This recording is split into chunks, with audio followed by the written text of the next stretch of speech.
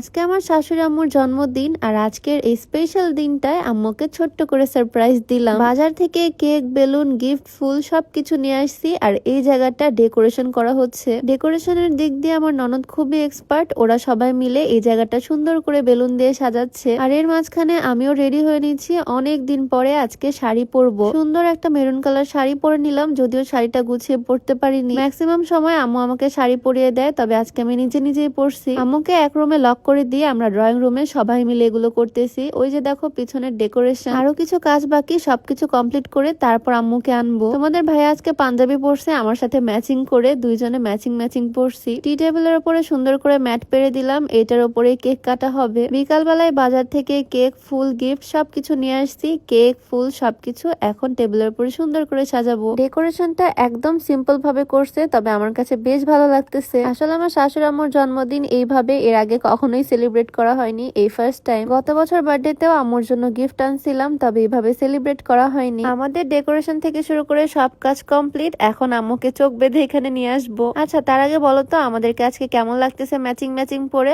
অনেক দিন পরে আজকে আমরা কাপল সেট পরছি, একদম ম্যাচিং। সুন্দর এই শাড়ি পাঞ্জাবি আমি নিয়েছি ফাল্গুন ফেসবুক পেজ থেকে। তোমরাও চাইলে হাজব্যান্ড ওয়াইফ ম্যাচিং এরকম সুন্দর কাপল সেট তাদের পেজ থেকে নিতে পারো। যে কোনো অকেশনে বা ঈদে পড়তে পারো। ফাল্গুন পেজটা আমি ক্যাপশনে মেনশন করে দিব। তো আমাদের ডেকোরেশন একদম কমপ্লিট। আম্মুর জন্য যে সুন্দর ড্রেসটা আনছিলাম সেই ড্রেসটা আম্মুকে পরাই দিলাম, আর ড্রেসের ওড়নাটা দিয়ে সুন্দর করে হিজাব করে দিলাম। আম্মু যদিও ক্যামেরা শাই, তারপর যেহেতু ভিডিও করতেছি তাই মাস্ক সহ হিজাব পরিয়ে দিলাম আম্মুকে। আমি শাড়ি পরছি, আম্মু নতুন ড্রেস পরছে, তাই এদিকে আমার ননদও নতুন একটা ড্রেস বের করে পরে রেডি হয়ে নিল। আর ফাইনালি এখন আমরা সবাই মিলে আম্মুকে সারপ্রাইজ দিব। আসলে ফ্যামিলি মেম্বারসদের এরকম হ্যাপিনেস, ফ্যামিলির সবাই মিলে এরকম কোয়ালিটি টাইম স্পেন্ড করার সৌভাগ্য তো সবসময় হয় না। আজকে না হয় আম্মুর বার্থডে রোসেলাতে আমরা সবাই একসাথে মজা করলাম। আম্মু তো ভীষণ খুশি এত সুন্দর ডেকোরেশন দেখে। এত কিছু তো আম্মু এক্সপেক্টই করেনি, কারণ এর আগে কখনোই এভাবে আম্মুর বার্থডে সেলিব্রেট করা হয়নি। কিছুদিন আগেও কিন্তু আম্মু অনেকটাই অসুস্থ ছিল, এখন আলহামদুলিল্লাহ সুস্থ।